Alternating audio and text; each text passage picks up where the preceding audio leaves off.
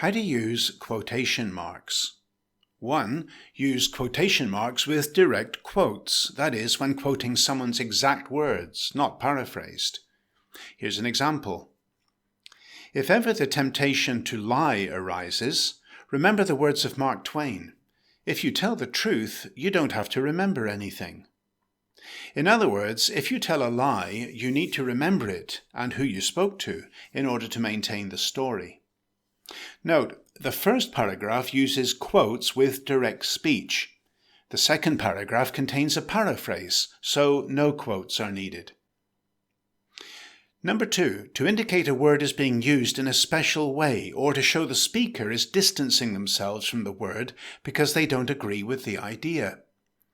Here's an example. He came to work that day wearing an, quotes, eye-catching, quotes, tie. Note, putting the words eye-catching in quotation marks indicates the writer is using sarcasm and doesn't like the tie. If the words were spoken, the speaker might use a gesture with 2 fingers of each hand, indicating quotation marks, called air quotes or finger quotes. Note, quotation marks are used here for air quotes and finger quotes to set the words aside, to indicate they are being used in a special sense. Now here are 2 simple rules to remember when using quotation marks. 1. If there are opening quotation marks, there must always be closing quotation marks. Note, some font styles show the difference between opening and closing. Other font styles use the same quotation marks for opening and closing. And rule number 2, quotes within quotes. If a quote appears within a quote, use single quotation marks within double quotation marks.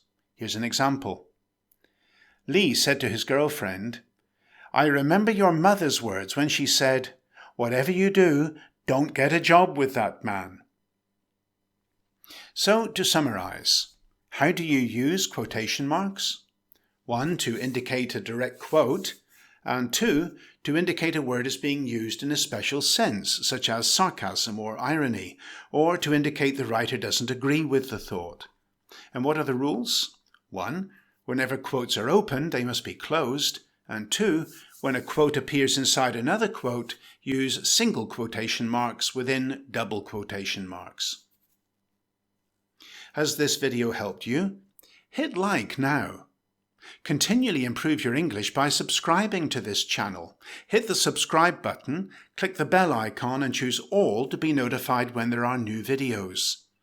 And build a powerful English vocabulary with my free course on Udemy. Just go to goodenglish.online.